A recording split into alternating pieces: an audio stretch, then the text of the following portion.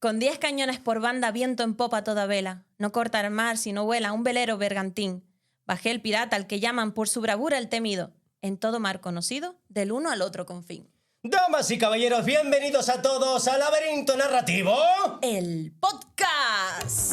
¡Vamos! Bueno, un poquito de aplauso, por favor. Fiesta, fiesta, fiesta. Aquí, un poquito de fiesta. Hola, ¿qué tal? Buenas tardes. Burpees, sentadilla. Es que si no se burpee, no de sentadillas, Por favor. no empezamos. Mírame, empezamos. mira. Solo para los que estén escuchando, lo estoy haciendo. ¡Qué dolor! Vamos, David, otra. Bueno, bienvenidos a todos. Muchas gracias, público cárnico, por venir. Tenemos aquí a David Orán. A Tatiana Castañeda. Bravo, bravo, bravo, bravo, bravo. Tenemos a David Ayanes también.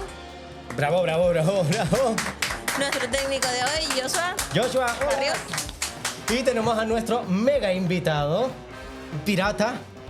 Un pirata. Un piratuelo. Un pirata. Bueno, presenta. Pues tenemos aquí a Andrés González Novoa. Ahora vamos a introducirlo bien, pero gran amigo, actor, narrador, todo. Pero antes que nada, David, comienza por favor. Al ataque. Hoy, en nuestro viaje por los mares de la literatura, alzamos rumbo a las historias de piratas. Y comenzamos con un poema, como hemos comenzado, de José de Espronceda. El último fue el poeta romántico por excelencia, rebelde, apasionado y libre. Vivió como escribió, al límite, y dejó versos que todavía hoy siguen sonando con fuerza, como el grito de su famoso pirata, mi única patria, la mar. Y ya que estás por aquí, muchas gracias por vernos, gracias por escucharnos. Y acuérdate de nuestras redes sociales, Laberinto Narrativo, el podcast también, Laberinto Narrativo. Y así puedes bichearnos y ver todo lo que hacemos. Hay un montón de recomendaciones, Chachi. Solo digo eso. Instagram. Y echas las gestiones correspondientes de las redes Instagram. ¿Qué más? TikTok, YouTube. Spotify. Oh, sí. Todo. Tenemos todo. Lo tengo todo. Vale. Y echas las gestiones correspondientes. Bienvenidos y gracias por acompañarnos en esta travesía. Amigo, compañero, narrador, escritor, actor, profesor. Y si seguimos así, nos quedamos aquí hasta mañana. Así que gracias por venir, Andrés González Novoa. Gracias a vosotros por invitarme y permitirme subirme a esta española y comenzar a transitar esa cartografía ilimitada que es el mar. Maravilloso. Pero aquí tenemos que empezar por la pregunta básica que siempre hacemos. Eso, Tati, ¿por qué hablamos de piratas? porque molan. Porque a quién no le gusta un pirata. ¿A quién no le va a gustar un pirata? ¿A quién no le va a gustar un pirata del siglo XVI de después de Cristo? ¿A quién no le va a gustar? A ver, ¿a quién no le va a gustar una aventura? ¿A quién no le gusta una historia en la que estén pasando cosas todo el rato? O sea, todo el rato están pasando cosas. Peleas, espadas, abordaje, honor entre piratas, deshonor entre piratas, estrategias, jugadas maestras, llegar al tesoro. Todo eso que no podemos hacer en nuestra vida real. Matar a gente. Todo eso que no podemos hacer en nuestra vida real. Bueno, por poder. A ver, legalmente, hay una cosa que se llama Código Penal que no... Si te ven.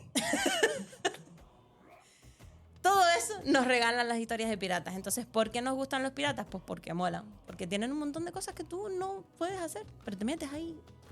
Bueno, André, ¿a ti por qué te gustan los piratas? ¡Wow! Wow. Dadme un segundo. Yo creo que en parte por esto, y ahora lo explico. Yo ho ho, la botella de ron. 15 hombres y un cofre.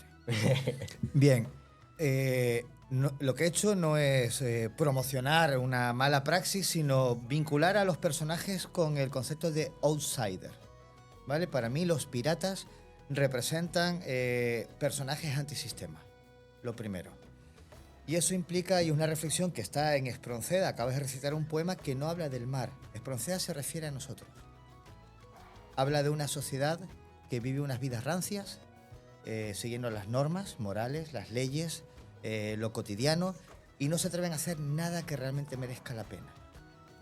Piensa que Espronceda fue encerrado, perseguido, exiliado, no fue nada querido en este país, estaba muy molesto cuando escribe el poema, está molesto contra la política de España. O sea, es un político frustrado en realidad, Espronceda, en ese poema.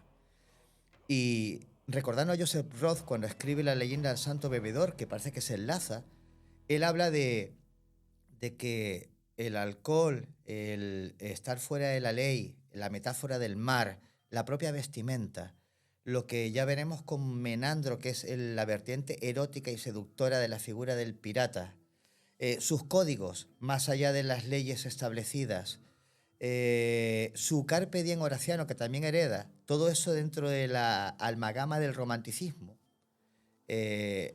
pues lo que nos dice es, ¿quieres vivir tu vida como un borrego, siguiendo a todo el mundo? ¿O quieres que tu vida sea realmente única? Yo creo que ahí encaja el pirata. Y el pirata es pues esa persona en cualquier momento que decide ser protagonista de su propia vida, zarpar y lanzarse día a día hacia lo inesperado y lo, digamos, hacia lo que no conocemos, hacia lo desconocido. ¿Ves lo que no puedes hacer tú todos los días? Te lo dije. ¿Cuándo puedes hacer? ¿Te echan un broncote en el trabajo? Claro, tío. ¿Cuándo puedes hacer tú eso? Pues me voy.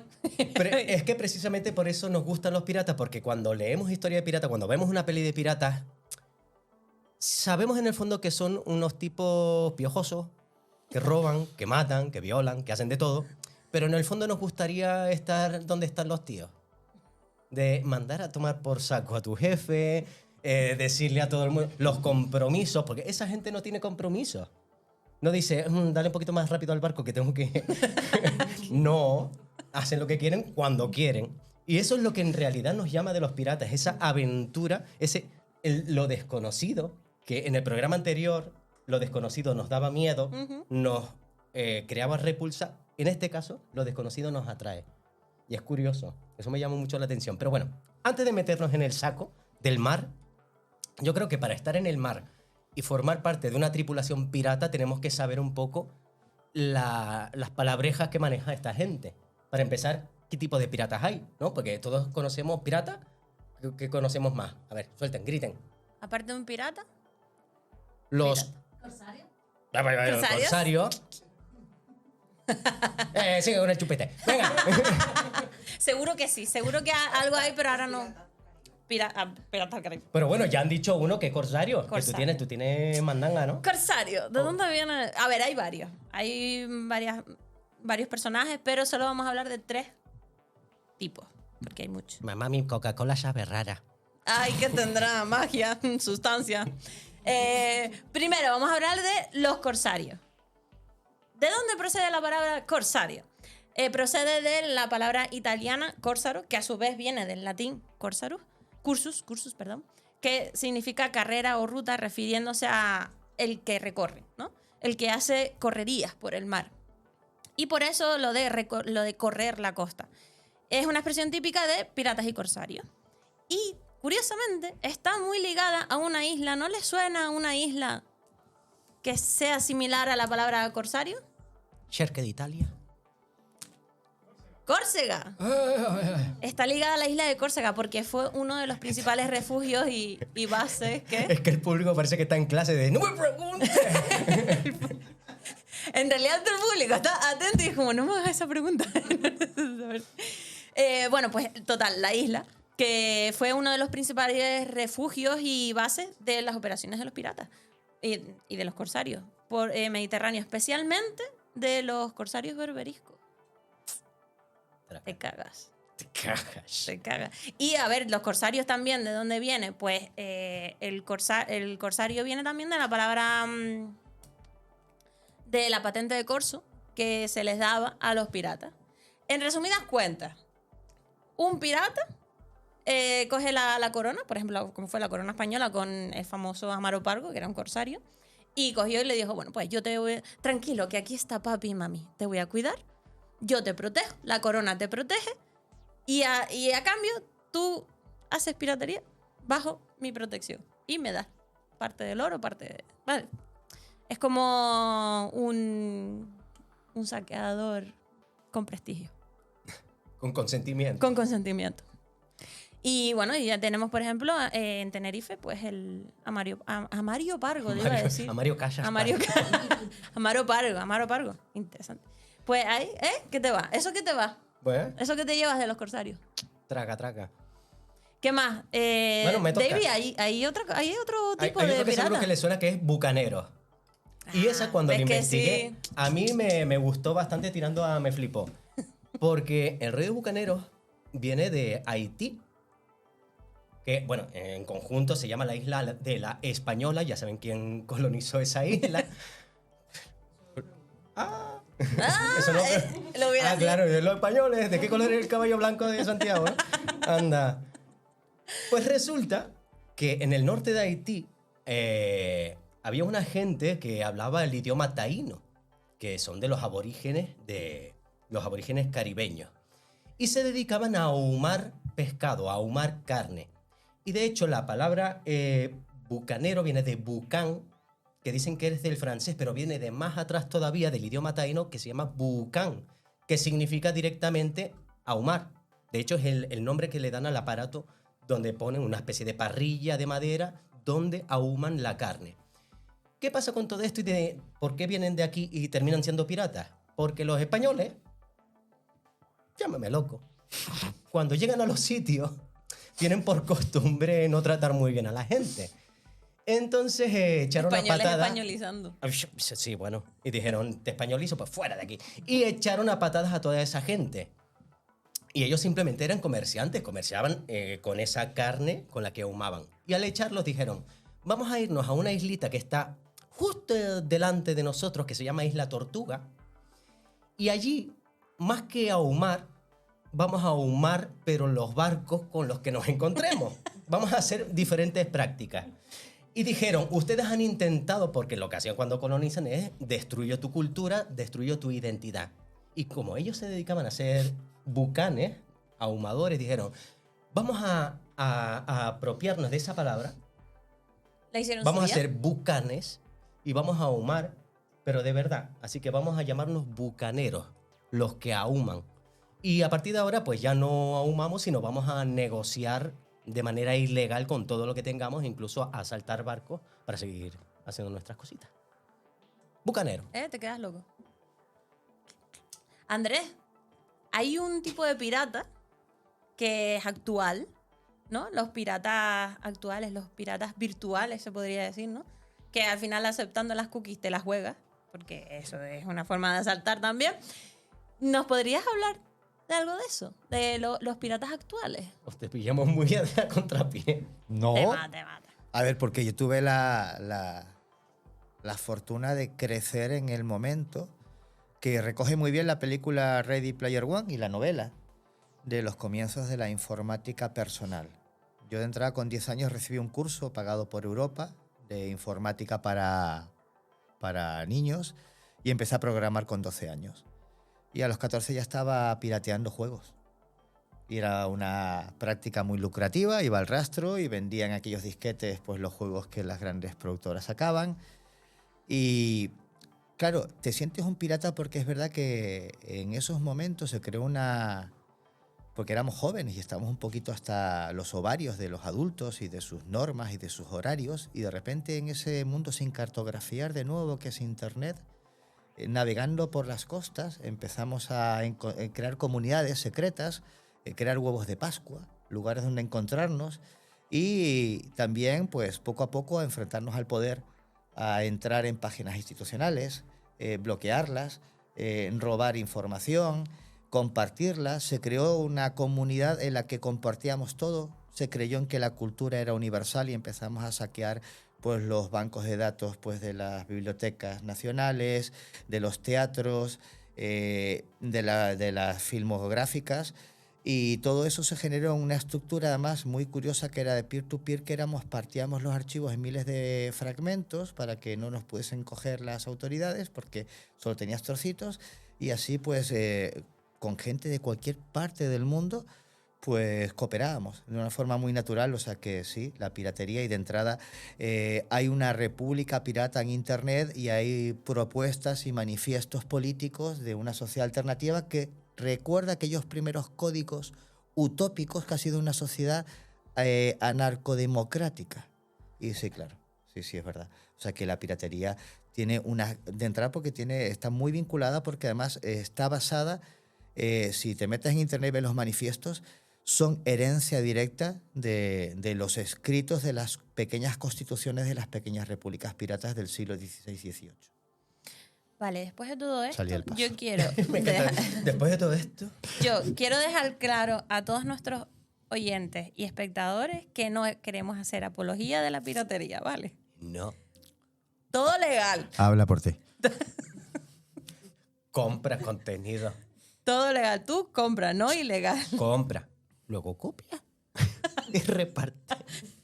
Pero me parece... Comunismo. Hay una cosa súper curiosa de la que hablaste. Soy pirata, me dedico a traficar, como hacen los piratas, pero hay un detalle importante. Y es lo que caracteriza también a los piratas de la antigüedad. La comunidad. Porque uno piensa en un pirata y piensa en un tipo que... No se me ocurre otra palabra, así que lo voy a Egoísta. decir. Se la suda todo. Y cada barco tiene su lógica, tiene su forma de actuar y uno piensa que son anárquicos, ¿no? Sus normas, Tienen ¿no? sus códigos y unos nos enfrentan a otros según qué códigos. Y nosotros antes de empezar el programa estábamos debatiendo porque cada uno encontró información sobre códigos piratas diferentes. Yo tengo uno sobre un señor que se llama Bartomeu Portugués, que si bien es cierto que... Idiomas, querida. Portugués, se llamaba She.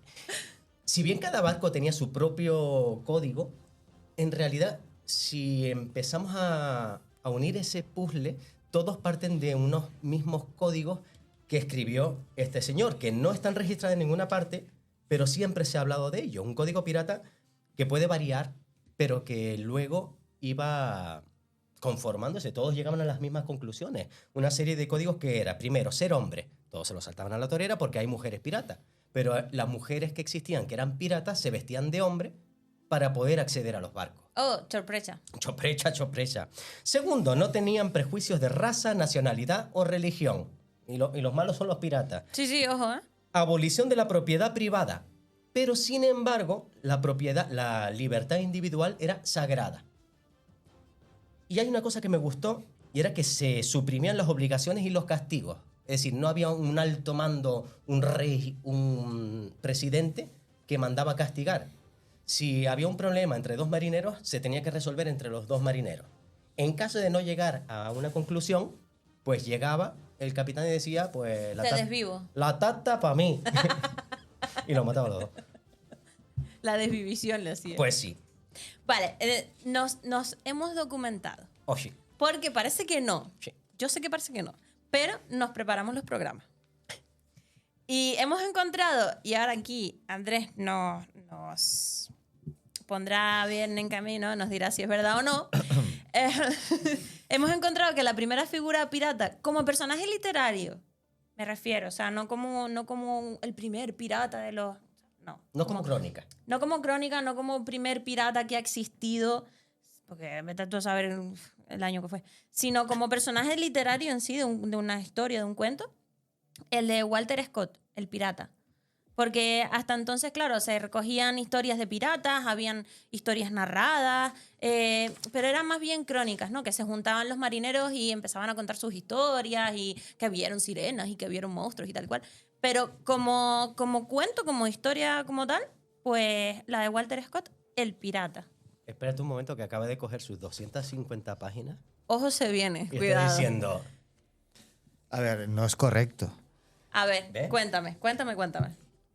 De entrada, la obra de Walter Scott es posterior, es de las primeras, es cierto, pero antes hay unas cuantas. Mira, la primera de memoria, 1812, Lord Byron.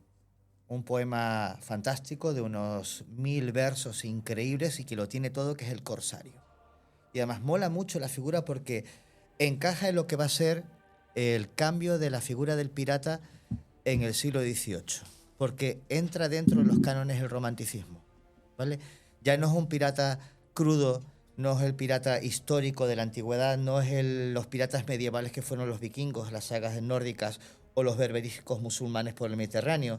No, este ya es una idealización de Lord Byron. Es decir, es culto, es sensible, no bebe alcohol, está enamorado Como de nosotros. una mujer, tiene códigos, es astuto de entrada, es tan de película. Tiene un momento en que se cuela en el segundo libro de ese poema, se cuela en las dependencias del pachá al que va a atacar, ¿no? Y entra vestido de derviche, adopta la cultura y se muestra como un santo. Y en el momento en que está el pachá, pues hablando de los piratas que vienen, él se ríe y es cuando de repente empiezan a arder barcos en la costa, que es su tripulación atacando, y él se desenmascara y saca su cuchillo y la lía parda. O sea que mucho antes ya tenemos un primer libro que es clave porque además ese poema de Lord Byron va a inspirar de forma decidida, porque llegan las traducciones a España en la época esta Espronceda, llegan a través de Cataluña y de Valencia, y va a influir muchísimo en la canción del pirata de Espronceda. Entonces, el primer libro que tenemos así serio, de verdad, que sea referente y que marque el canon de la piratería, para mí es el de Lord Byron. Claro, es que hay que hacer un trabajo de investigación brutal, porque claro, nosotros nos pusimos porque lo preparamos, nos pusimos a investigar, nos pusimos a mirar. También es cierto que no hicimos una tesis doctoral para el programa, es verdad, que para eso estás tú aquí, para que nos guíes como buen especialista que se ha documentado de verdad. Pero eso también es interesante, ¿no? Porque nos ponemos a buscar un dato concreto de cuál fue el primer pirata en la historia a nivel de narrativa, y encontramos esto. O sea, que hay que hacer un trabajo de investigación intensa y demás para llegar al punto donde llegaste tú, ¿no? A los curiosos, a los navegantes. Hay un libro clave que puso de moda de nuevo. Hay muchos libros de historia, ¿no? De entrada en Canarias tenemos 3 tomos del señor Romeu de historia de la piratería en Canarias, que son unas 3.000 páginas. Ya luego ahondaremos en el tema, porque Canarias, nuestra arquitectura, nuestra forma de ser, están terriblemente marcadas por la piratería. Pero eso vamos a dejarlo ya por spoiler. Sí. Pero se llama A General History of the Pirates, es de 1724, y es un trabajo periodístico. Hay un señor que se llama, a ver, está, lo tenía por aquí, Charles Johnson, porque se pensó en principio que este libro era de Defoe, ¿vale? Del tipo de Robinson Crusoe. Se marcó el tanto porque eso era la época, pero en realidad cuando se ha investigado no era de él. Pero está editado y te sale como Defoe, lo puedes encontrar en las librerías. Y, a ver, no fueron entrevistas en plan, el nota fue con la grabadora MP3, como estaba Barbarroja, como estaba Mary Reid, no. Sí es verdad que pudo acceder a algunas de las prisiones, porque en ese momento estaba muy de moda lo que eran los reality shows, ¿vale? La gente quería leer morbo y quería leer entrevistas a asesinos, a violadores. Entonces... Totalmente diferente a la actualidad. ¿A quién no le va a gustar una entrevista a un violador? ¿A quién no le va a gustar? Entonces, ese libro existe y tiene las entrevistas a los piratas, digo, más famosos. Esto es un top 10. Es decir, si me acuerdo, para mirarlo por aquí, para deciros, pero van a ser desde Drake a Barbarroja, Mary Jane, entrevistaron a todos los importantes, ¿no? Y lo chulo de este libro, de estas entrevistas, es que marca lo que va a coger Byron y Walter Scott y Espronceda y después Salgari, que es ciertos elementos claves de la piratería vienen de aquí. Vale, de entrada, fíjense que viene los códigos, hablabas tú antes, los códigos piratas establecidos. Viene también, y esto es muy curioso, el tema de la bandera. Es verdad que tenían banderas negras antes de 1724, pero ahí se llama Jolly Roger y se define literalmente como las 2 tibias con la cabeza. Ya hay una marca, ¿de acuerdo? Está Apple por un lado y luego sacan también la Jolly Roger por el otro lado. Y ya tenemos el TM, la traen más marcada. También sale el concepto del tesoro enterrado. ¿Vale? Aparece como una táctica de cuando acumulan de esconderlo para no pagar impuestos. Eso ya es muy actual también. También surge el concepto, y lo hablabas antes, de comunidad y el concepto de tesoro común escondido, que lo llaman ellos libertalia. ¿De acuerdo? Entonces, sitios donde escondían para convivir, tenían sus tesoros acumulados, son sus primeras utopías o cositas. También sale aquí niveles estéticos. Desde el aspecto del pirata, la Blackbeard, ¿de acuerdo? La barba, ya tenemos un momento de los... ¿Cómo los llaman ahora los que llevan barba ahora que tienen una estética? Hipster. Los hipster, pues los primeros hipsters fueron piratas. Las mutilaciones son importantes. O sea, igual tatuajes, no puedes ser pirata si no tienes falta una pata, un ojo, una oreja, si no, no molas. Y hay que dar miedo.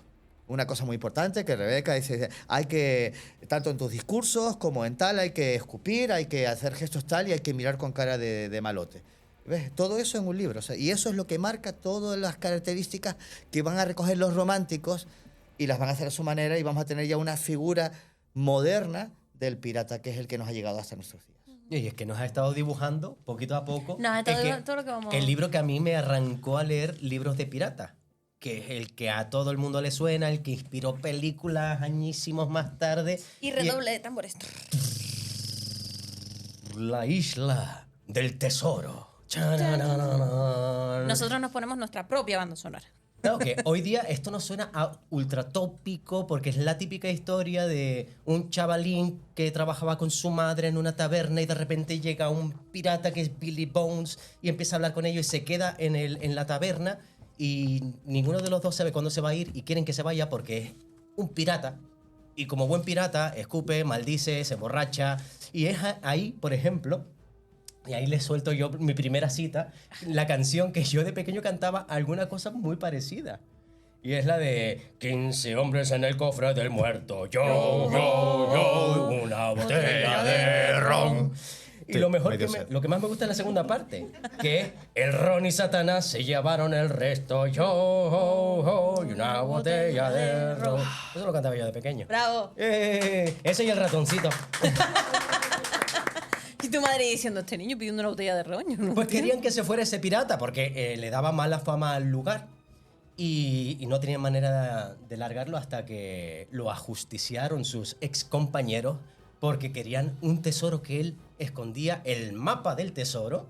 Ahí hablamos de un mapa con una X en una isla paradisíaca donde tienen que ir a buscar el tesoro, entonces lo ajustician pero no encuentran su mapa, lo encuentra el pequeño Jimmy. Y Jimmy decide marcharse con unos compañeros. Estoy hablando muy rápido, resumiendo muy rápido, porque hay un doctor, hay un caballero. Me encanta que hay un personaje que es el caballero. Ah, sí, hombre. El doctor, bueno, es un doctor. Hay piratas que hacen cosas de pirata. Pero hay un caballero. Pero un caballero. Y se encuentran con el que para mí es un personaje que abre la veda. Bueno, que ya tú dices que Lord Byron... la abrió con un personaje que es ambivalente, que tiene dos caras. Y en el caso de la Isla del Tesoro es Long John Silver. Un supuesto personajillo que tiene conocimientos del mar y que quiere sumarse a la aventura, que parece bonachón, y se mete como el cocinero de la tripulación. Pero lo que no sabe nadie es que él es el capitán Long John Silver. Y dentro de ese barco que va rumbo a la Isla del Tesoro, empieza a pergeñar un motín a bordo para poder hacerse con el barco una vez llegadas a la isla, robar el tesoro y largarse de ahí. Lo que pasa es que pasan cosas. Cosas pasan. Sí, que ya con Frankenstein destripamos absolutamente todo. Así que vamos a ir pasito por pasito y no hablar mucho. Para que se lo lea. Y me parece curioso porque yo me lo leí, pero por primera vez con 20 años, 21 años, y me gustó, está bien. Y cuando me lo releí, me dio por pensar, oye, ellos hablan de una isla tortuga y hablan de... Y esas cosas existen en la realidad. Y por eso tenemos un globo de radio. Las cosas que tenemos Estamos aquí... súper preparados. Oh, sí. A ver, cámara, y así lo ve el público también. Aquí tenemos América del Norte, América del Sur, Centroamérica. Jo. Te quedas loco. Zona de Cuba. Qué nivel. Pues aquí está, ¿se acuerdan que les dije? La Española, donde está Haití. Pues justo delante de Haití, que es donde están los bucaneros, está Isla Tortuga, que es a la que se refieren mucho entre ellos.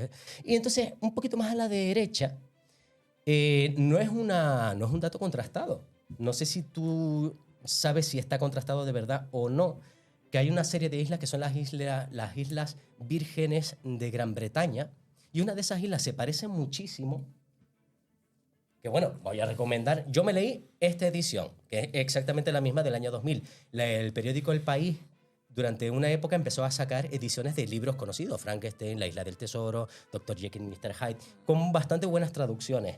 Y aquí el señor Andrés tiene una edición que es preciosa.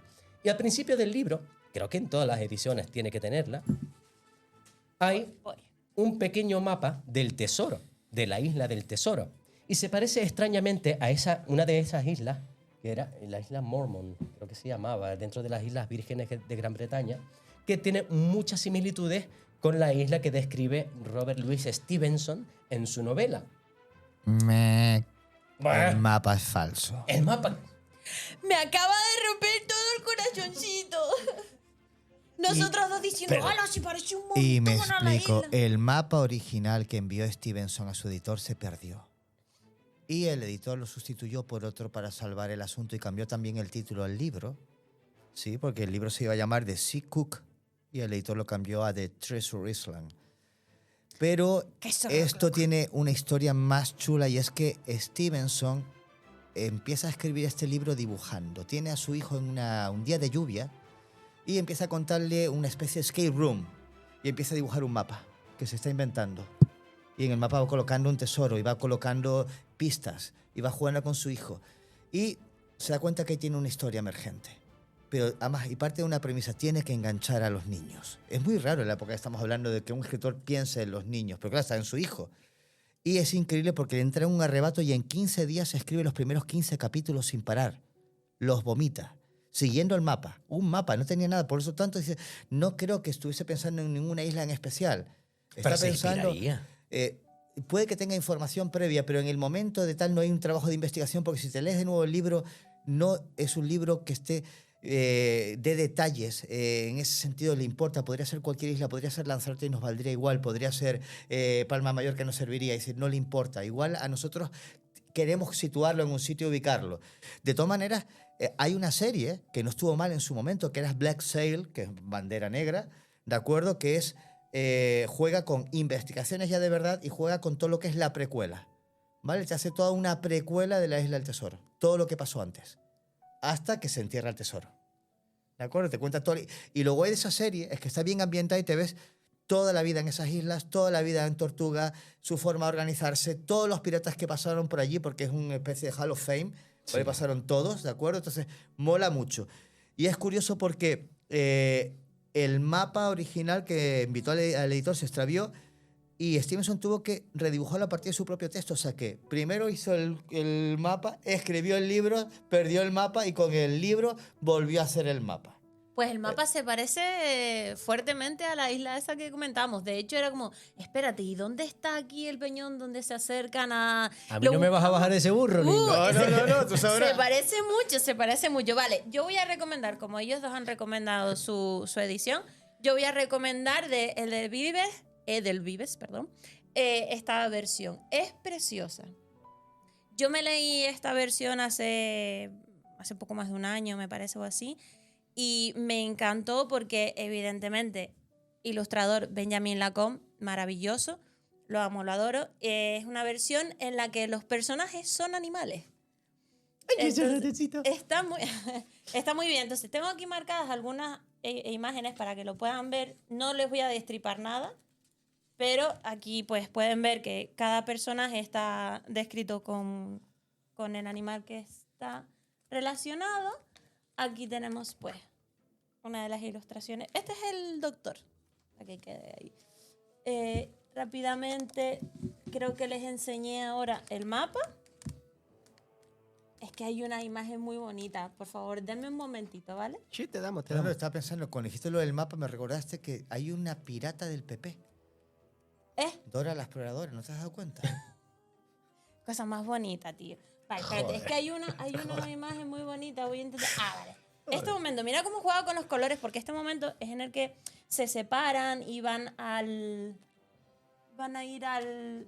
Es que claro, sí, voy a destripar un montón de cosas. Bueno, total, momento de guerra, ¿vale? Rojo, la guerra. Y al final, pues habla un poco también de la propia historia de los dos autores, porque esta versión la cogieron del original y la escribió, perdón por mi pronunciación, A ver. Etienne Fries. Yo no sé francés. Pues eso. Y el ilustrador es Benjamin Lacombe. Y acá. Y es una maravilla, se los recomiendo. Es muy bonito. Bueno, independientemente de la edición que cojan, recomendamos La Isla del Tesoro porque Fuertemente. es algo que me chocó, que no me ha pasado con muchos libros, y es que el autor casi ni presenta la situación. Va a saco, y desde que comienza el libro hasta que acaba no para de ocurrir cosas. Solamente deja de ocurrir cosas y hay un momento de calma donde no te entra ansiedad, y es después de una batalla, que están recuperándose de la batalla para después pasar más cosas. Y no se guarda nada. Si tiene que describir un trabucazo en medio del pecho y te revienta, pues te lo describe. Pero si hay algo que tengo que nombrar del libro y ya pasamos a otra cosa, ¿Vale? Mira tú, me acabo de mandar el libro entero y solo me quedo con una cosa. Y es describirle de dónde viene la palabra chirla. Le gusta mucho la palabra chirla. Aluciné mucho porque la novela comienza diciendo que Billy Bones entra en la taberna y la forma de describirlo era con una casaca grande y raída y con una chirla en la cara. Dije yo, ¿cómo? Claro, la mente me hizo, ¿what? ¿Qué me estás hablando? Inmediatamente busqué qué significa chirla, por favor, aclárame esto que no es lo que tengo en la cabeza. Y chirla significa cicatriz de una herida en la cara causada por un elemento cortante como una navaja. Y ustedes saquen sus conclusiones de cómo utilizamos chirla hoy en día. Pero me causó eso, un poco de curiosidad. Sí. De hecho, tu cara fue maravillosa cuando... ¡Chirla! Aluciné, ¿eh? Vale, pero bueno, pasemos a otra cosa. Otra historia que todos conocemos, ¿vale? Donde los niños son los protagonistas. Y es una historia de pirata. ¿Alguien del público? Una historia de piratas, que los niños son protagonistas. Se flipan un poco y vuelan. Sí. Exacto, Peter Pan, muy bien. Es que tenemos un público que... Madre mía, qué pobre. Peter Pan. Todos tenemos en mente la historia, ¿vale? Pero vamos a recordarla un poquito. Hay un lugar más allá de las estrellas donde los niños nunca crecen y los sueños nunca terminan. Allí vuelan los que creen, guiados con un poco de polvo de hada y mucha imaginación. Es la isla de Nunca Jamás, el hogar de los niños perdidos, de las sirenas y de los piratas. En medio del cielo, entre las nubes y los recuerdos, vive Peter Pan, el niño que se negó a hacerse mayor. Con su inseparable campanilla y sus amigos se enfrentan una y otra vez al temible Capitán Garfio, ese adulto que encarna el miedo al paso del tiempo, al que lo acecha constantemente un temido cocodrilo, que le recuerda el tic-tac del tiempo que no se detiene para nadie. Peter Pan no es solamente un cuento para niños, es una historia sobre la libertad, la inocencia y ese rincón del alma donde todos alguna vez hemos querido volver. El lugar donde nunca se acaba la aventura. Cosa bonita, Peter Pan. Es que me encanta. Bonita. Me encanta. Entonces, porque de hecho hay una cita que es que la tuve que apuntar porque es muy bonita, que dice del libro, ¿vale? Los piratas son hombres que viven fuera del tiempo, navegando donde el viento los lleva, soñando con tesoros y luchando solo por el placer de luchar. Y donde el Capitán Garfio no temía a los hombres, sino al tic-tac del tiempo que lo perseguía. Ojo, y claro, nosotros nos hemos quedado con Peter Pan, porque la mayoría hemos visto la película y no leído el libro, es que Peter Pan es la historia de niños que van a nunca jamás y no crecen y están todos los niños perdidos y tienen aventura y luego vuelven a casa. Pero ¿quién se acuerda de los piratas? Es que nadie va a pensar en los piratas. Es que nadie va a pensar en los piratas. No, y no solo eso, sino que Peter Pan, cuando lees el libro, te das cuenta de que es un pequeño cabroncete. Sí, es un poquito, sí. Es que hasta el Capitán Garfio no tiene culpa de... Es un pobre diablo que le tiene miedo al tiempo. Que el Capitán Garfio nos representa. Porque claro, cuando eres niño y ves la película, lees el libro, pues... Capitán Garfio, tú te sientes identificado con Peter Pan. Yo hasta hace un par de años me sentía... Y era un síndrome de Peter Pan. De, yo no quiero hacerme mayor. Peter Pan total. Pero sí que es verdad que Garfio vive en mí. Garfio vive en mí fuertemente, yo lo sé. Yo odio a Peter Pan. Profundamente. Esa es la frase de Hook. A ver, cuando Barry empieza a contarle a aquellos niños en Hyde Park esa historia, el primer enemigo de Peter Pan es un profesor. Se basa en un recuerdo que tiene de su educación de un profesor muy estricto, pero muy exigente, y entonces el enemigo de Peter Pan justamente es el adulto que pone reglas, que lo obliga a estudiar para crecer, para hacerse un adulto responsable. Fijaos que hay un momento clave en el libro y es que Peter Pan vence a Hook haciendo trampas. Le traiciona, le hace una jugarreta. Hay otra cosa que me causa, que le da una vuelta al libro y lo convierte en un libro inquietante, de terror. No me acuerdo en qué parte dice que los niños perdidos cuando crecen desaparecen. Peter Pan los hace desaparecer. Lo dejo ahí, ¿de acuerdo? Y ahí entonces hay una intuición de que los piratas podrían ser niños perdidos que escaparon de las manos de Peter Pan, que han crecido y que siguen en el mundo de nunca jamás, luchando contra el tiempo por rescatar a los demás niños y que puedan vivir sus vidas, más allá de esa especie de purgatorio. Y ahí también entraría entonces ya algo muy sui generis, que sería que estamos hablando de que el mundo de Nunca Jamás es una especie de purgatorio para niños muertos. Sí, es fuerte. A ver, es que te pones a pensarlo y dices, es que todo cuadra fuertemente. A la que el niño cumpla 14 años, Peter Pan. Ven conmigo, chaval. Te voy a enseñar a conducir. Ven aquí. Y adiós, niño. También hemos elegido Peter Pan porque, aparte de ser la columna vertebral de las historias de piratas de fantasía, es porque el autor bebió directamente de la tradición de la Isla del Tesoro. O sea, evidentemente la Isla del Tesoro es como la esencia, la forma primigenia de los piratas, ¿no? Y entonces él cogió la Isla del Tesoro, la fusionó con la magia y salió Peter Pan, que es como ese eslabón perdido, ¿no? de los piratas, del pirata literario como Long John Silver. Y claro, luego viene el cine de aventura posterior, que tenemos a los Goonies, tenemos Piratas del Caribe, los Goonies, Piratas del Caribe, tenemos One Piece también, no nos olvidemos de One Piece. Pero algo importante también sobre Peter Pan, con lo que me quedé yo en su momento, era que de pequeña y ya luego de mayor, cuando la vuelves a ver con los niños, es que el tesoro no es el oro en sí, sino que es el tiempo, es la infancia, cómo se va, cómo vuela, ¿no? Que no la puedes agarrar, no la puedes, a no ser que seas Peter Pan y te dediques a secuestrar niños y tengas una isla propia, altamente irregular todo, pero bueno. Pero sí que es verdad que como que el tesoro es el tiempo y que juventud, divino tesoro, ¿no? El enemigo son asuntos sociales. Piensa que iba a salir en casi todo. Hay un boom ahí, ¿de acuerdo? Y un boom porque la sociedad británica es una sociedad en ese momento del gentleman y del dinero. Yo creo que salen casi todas las obras infantiles de esa época, ¿no? Ese contraste de el adulto que vive solo para acumular dinero. De entrada, el cuento de Dickens, que es clave, de la canción de Navidad, es el perfecto escenario para hablar de cómo la avaricia es el gran valor de ese momento en el modelo de ciudadano británico. La reacción romántica, tirando de figuras como el pirata o del hada o de la bruja, y de la infancia como ese espacio, ¿no? Puro, de juegos. Porque piensen una cosa, en esa época los niños no podían jugar.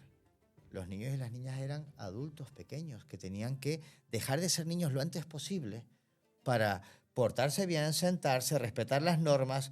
Entonces, como Rousseau entra, las teorías de Rousseau que inventa la infancia ya entran en ese escenario, ya hay una corriente sentimental, sensible, que empieza en la literatura a darse cuenta de la importancia para que los adultos no sean esos banqueros fríos y codiciosos, de que los niños jueguen, lean, desarrollen la imaginación. Sí, la época de no juegues, no corras, vete a la cama, no toques, no tal, pues Peter Pan te ofrece ese refugio, ¿no? Puedes elegir volar y no crecer. Alicia en el País de las Maravillas, Tal cual, exactamente también. igual. Sí, sí. Pero de adulto te das cuenta de lo que decías tú, que Peter Pan es un egoísta y un ser trágico en sí, ¿verdad? Claro, que no hay... El libro no te da esa enseñanza la sacas tú después de mayor, que cada época tiene sus tiempos, ¿no? Tiene su tempo. Y no es que...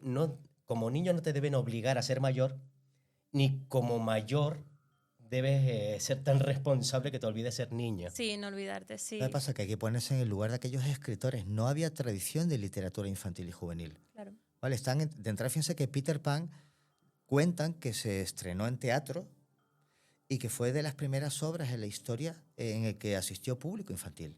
Y sucedió algo, si me lo permiten, mágico. Porque empieza a desarrollarse la trama y en un momento dado, en el segundo o tercer libro, se muere Campanilla. Porque bebe el veneno que iba destinado a Wendy, pero lo va a beber Peter Pan y que por salvarlo se lo bebe ella y se muere. ¿Se acuerdan de esa escena? Pues la actriz cae desplomada en el escenario y los niños estaban obligados, en esa moral victoriana inglesa, a estar sentaditos, quietos, pero una niña se levantó y dijo: I believe in fairies, I do. Claro, y otro niño... Yo creo en nada, creo. Sí, es que idiomas. veo caras de... Y un niño también, I Estoy en believe inglés. in fairies, I do. Y entonces empezaron a levantarse todos los niños y las niñas. Barry estaba entre las bambalinas, miraba el elenco paralizado y entonces la actriz comprendió la situación perfectamente, se levantó como milagrosamente y dio las gracias a los niños porque la esencia de esa conexión que tiene la novela es que las hadas existen mientras los niños crean en ellas. Dime que Fijaos. no es una fantasía, es precioso. David, So beautiful. pues, yo creo que ya... Bueno, vamos a hacer un impasse porque veo a una mujer al fondo que está cargando su iPad. Porque Davinia va a venir aquí a... Ya que estamos hablando del mundo infantil, pues vamos a meternos un poquito más en el mundo infantil donde los piratas no son tan agresivos, sino simplemente huelen mal. Malolientes, amorales, agresivos, Sí. violentos, poco educados, pero muy persona. Somos personas. Joder, muy gitano. Quedó un poco Rajoy, ¿no? Pues sí. Pues Qué nada, bueno. Davinia, si quieres ir viniendo. Por favor, un aplauso para Davinia, por favor.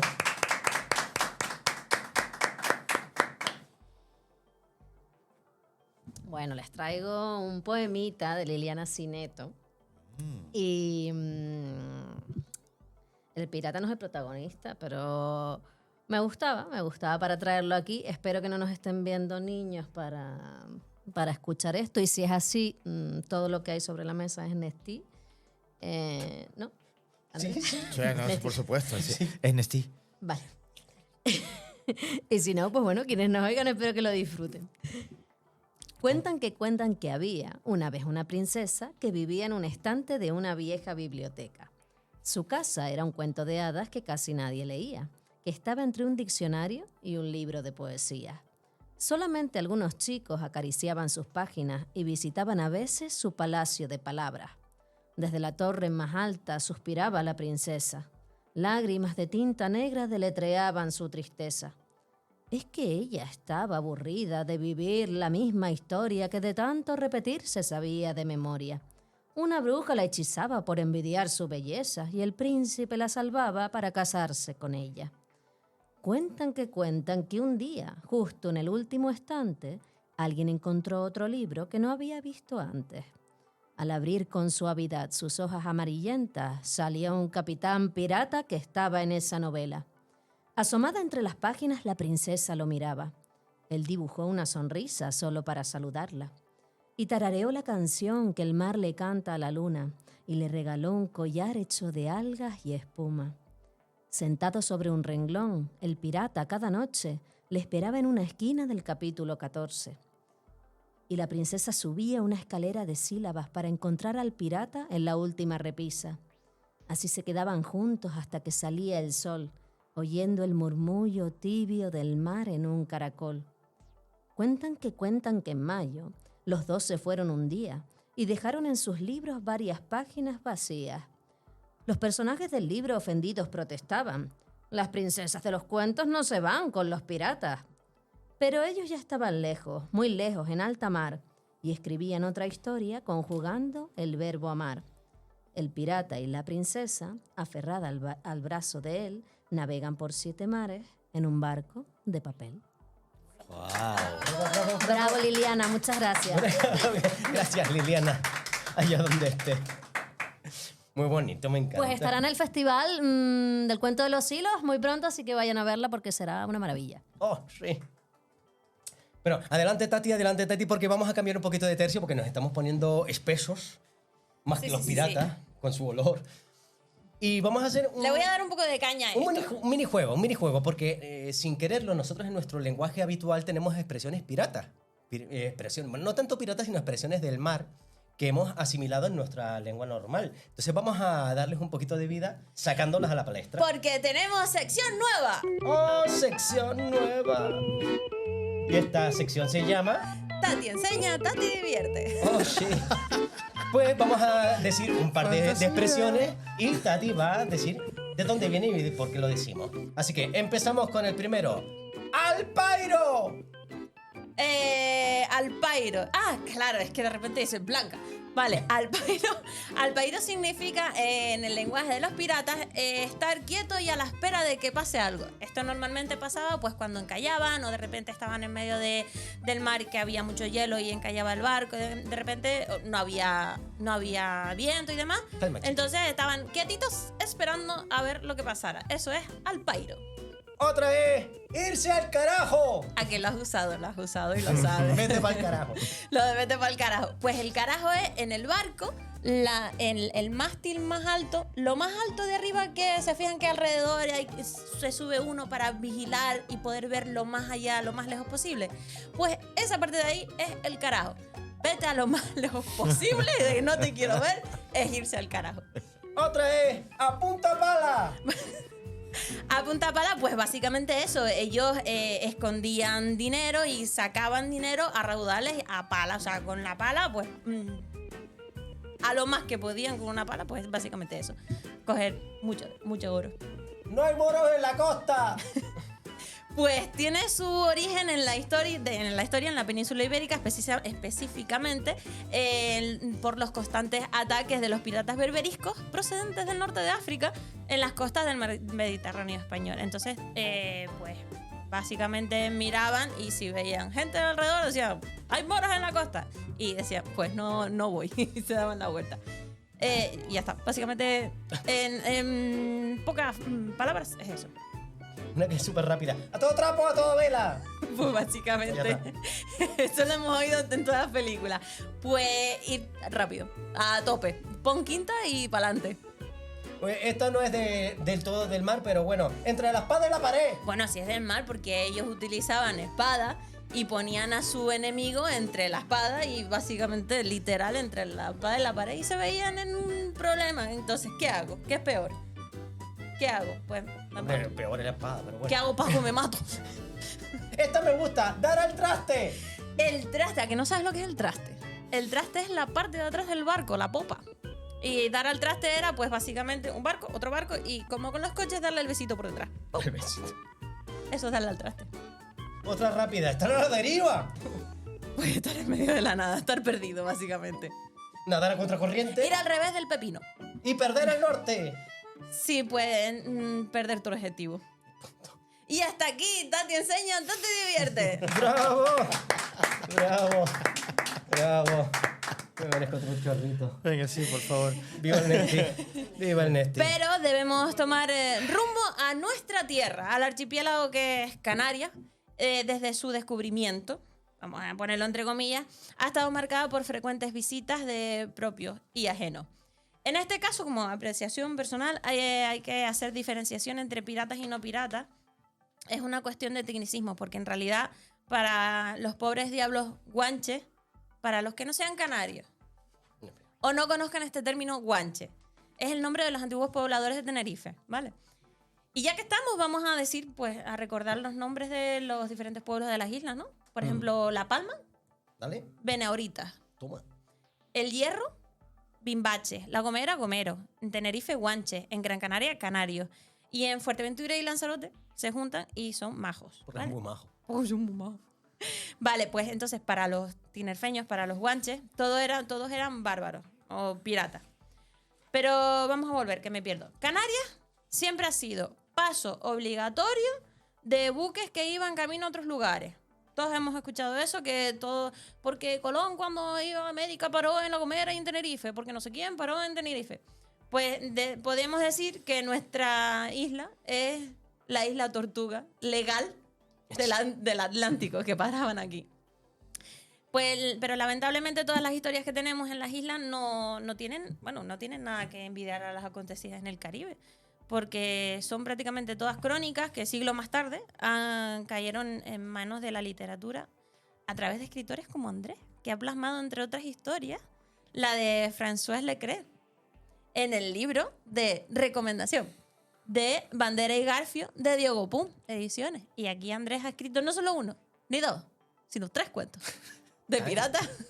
¿A qué es verdad? No veas que no, nos hemos informado. Sí. ¿Ves que nos hemos informado? Maldición. Bueno, tú sabes que yo conocí a François Leclerc. Bueno, no lo conocí yo. Ah, madre mía, El personaje, no soy tan viejo.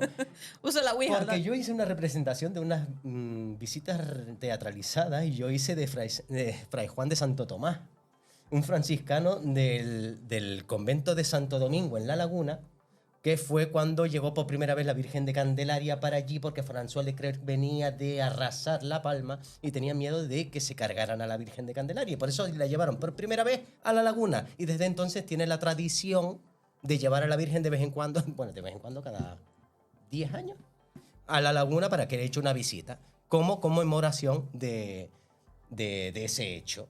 Entonces ahí fue cuando conocí el personaje de François Leclerc, pata de palo. Es que se llama así, pata de palo. ¿Por qué? 4 piernas no tenía. Porque le falta le falta una patita. Hombre, es que te quiero decir, si todo el día estaban ahí peleando, matándose y de todo, pues es normal. Era necesario que te faltara una extremidad. O sea, si no te faltaba una extremidad, no podías ser pirata. Era absolutamente necesario. Era como ahora no tener un tatuaje. Pero de todo lo que has investigado, ¿has podido encontrar literatura de pirata de aquí o son básicamente crónicas que luego terminan transformándose en cuentos y novelas? A ver, ¿a qué te refieres? Es decir, O sea, por ejemplo, como Amaro Pargo, que es de aquí, es lagunero, de hecho. voy a contar, el primer actor que hizo Amaro Pargo y que investigó fui yo. Cuando declararon la laguna Patrimonio de la Humanidad, pues una de las figuras que decidimos meter e introducir fue la figura de Amaro Pargo, que era, podríamos decir, soy Batman, porque tenía una doble vida. No era un millonario, era un rico niño de papá que por el día vestía muy fino y tal, y por la noche se transformaba, se ponía su traje de pirata y se ponía como un corsario a asaltar barcos de... entiendo que la competencia de su padre, para no putearlo mucho, aunque yo creo que también tenía sus ritos con su padre. Es verdad que cuentan que era generoso, pero bueno, no me voy a ir con Amaro Pargo. A ver, Canarias es la capital mundial en nuestra vertiente de piratería durante 300 años. De entrada es imposible entender Canarias sin la piratería. Pero no solo fuimos atacados. Dato, desde Canarias salieron racias para toda África. Las racias son saqueos para coger esclavos bereberes. Tuvimos 179 racias entre 1510 y 1594. Los reventamos. Y de ahí viene la historia de Morato Arráez. Llegamos a traer miles de esclavos de África a Canarias y al revés. Nos atacaron en el 99 unos holandeses con 12.000 hombres y 73 barcos. Una barbaridad. Pero si me pongo a contaros lo de los piratas famosos que se estamparon aquí, todos. Desde Drake 3 veces... Desde Jean Fleury, Van der Goes, Dogalí, Morato Arráez, es decir, es un auténtico who is who. De que todas las estrellas Parece pasaban que por aquí, era como la Ibiza de la época, todos los importantes pasaban por aquí una temporada a liarla. Me encantó porque empezó a decir 3 o 4 nombres y yo dije, se lo estoy inventando. Total. Pero me voy a centrar en una historia que me tocó y es la de Morato Arráez. Morato Arráez, de las historias que habéis dicho, a mí la de Leclerc está muy guay porque además me gusta mucho la escena de cuando quema Santa Cruz de La Palma. Porque mola mucho. Sí, no, A ver.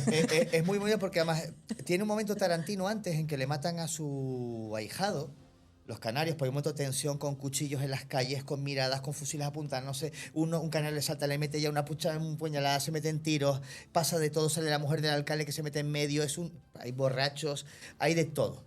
¿Ves? Todo el rato están pasando cosas. Una tarde cualquiera en la victoria. Pero entonces él llega a un acuerdo de que para no arrasar el pueblo le van a dar tesoros, él le devuelve a la mujer al alcalde que es insoportable, que es una histérica, y mientras se está haciendo ese pacto le pide a sus hombres que pinten con pólvora todas las calles de Santa Cruz de La Palma.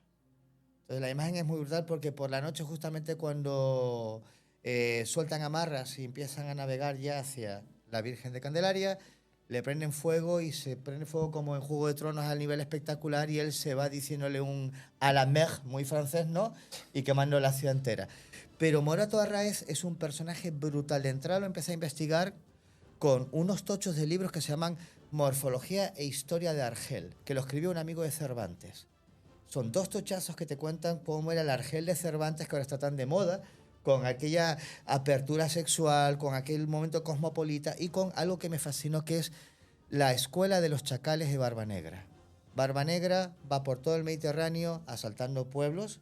En este caso es cerca de Armenia. Él lo que hacía a los jóvenes más potentes, los cogía y los metía en su barco en una escuela personal y prepara a sus chacales en una estrategia de navegación brutal, de liderazgo, de lucha. Es tan brutal que Morato Arráez ya de joven empieza a enfrentarse a los españoles incluso en la batalla de Lepanto y ya los vence con un manejo del barco impresionante. Pero lo que hace famoso es que empieza a ser sutil, porque además lo educan culturalmente. Lee libros, lee poesía, escribe.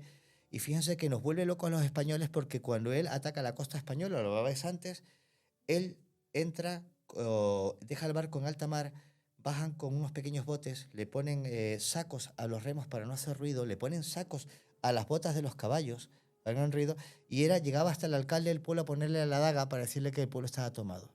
Lo saqueaba antes de que nadie se hubiera despertado. De entrada, lo escribo en el libro, hacía una jugada porque encima era muy considerado. Y cuando atravesaba el estrecho... Vaya, qué bueno por su parte. Cuando atravesaba el estrecho de Gibraltar burlando, porque los españoles le ponían controles con miles de barcos para tapar el estrecho para que no pasase.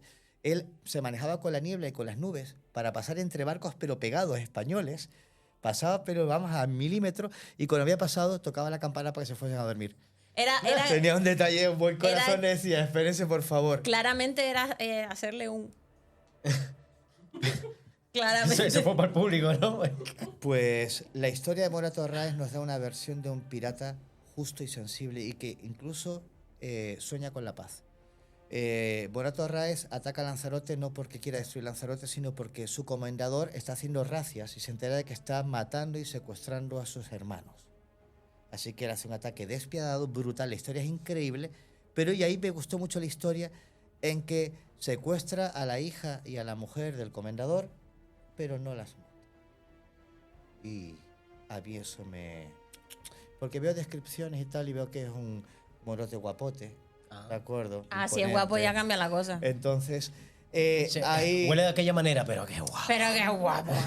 Qué guapo. Es olor de hombre.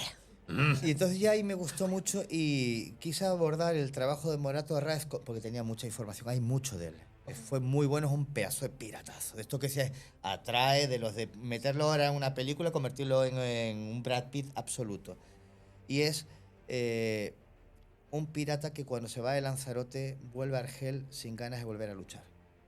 ¿Sabes? De que no entiende por qué el color, por qué los idiomas y las religiones están matando a gente. Y que un pirata llegue a esa reflexión es muy potente en esa época y me da una percepción de los piratas no como bandidos nada más o seres violentos, sino como personas que están fuera de lugar en el mundo, que no lo acaban de entender, que no están de acuerdo con este mundo. Y me pareció muy potente como figura porque le da una textura al personaje muy de rebelde sin causa, o de rebelde con causa en este caso. Qué guay, qué guay. Bueno, tenemos un problemita. Damas y caballeros, Andrés, Cuéntame. Tati. Y es que como sigamos se nos come la vida. Ya. Porque sí. queremos ser un poquito más convencidos que podemos hacer un Piratas 2 si Andrés en algún momento Nos quiere... encantaría. Porque claro, nos queda mujeres piratas en la historia, nos queda referencias de películas, de animes, De más cosas de Canarias, que tenemos ahí cositas... Tenemos mucho de qué hablar y muy poco tiempo en el que ejercitar ese. Me están diciendo que he hablado demasiado, ya no me traen más. No, hablamos No. todo. De hecho, Andrés, te invitamos formalmente. ¿Querrás venir a Piratas 2? En algún momento de la vida. En algún momento, no decimos mañana, pero en algún momento querrás venir. Sí. Bravo. Contamos con Andrés para la próxima. Ha sido buena idea poner el ron en la mesa. Como enganche. Que no es ron, que es té. Es infusión. Es té, mírenlo. Pues nada. Pues ya queda sobre la mesa un Piratas 2 donde hablaremos de mujeres piratas porque es trufadísimo el rollo. Sí. Uf. Los piratas en las Guapo, pelis, en el anime, en diferentes formas artísticas. Y es que tenemos un chorro de información. Así que yo creo que vamos a dejarlo aquí. Venga, lo vamos a dejamos en dejarlo alto. aquí. Nos vamos todos para el carajo, pero no para alejarnos No los el unos a los carajo. otros, sino para poner un poquito de rumbo en nuestras vidas. Así que, Tati, finaliza. Vamos allá. ¿Por qué nos gustan las historias de piratas? De piratas. Porque es la sal que les falta a nuestras vidas. Porque son las aventuras que no experimentamos o evitamos experimentar y que podemos vivir a través de los libros y las películas. Es ese momento en el que coger un barco, una espada y tomar rumbo al horizonte. Damas y caballeros, muchísimas gracias por venir, por vernos, por escucharnos, por todo. Y nos vemos en otro programa. Muchísimas gracias, Andrés, por venir. Gracias, público, por venir. Thank you very much, Hasta everybody. la vista, grumetes. Música y rumbo. Gracias. Bravo.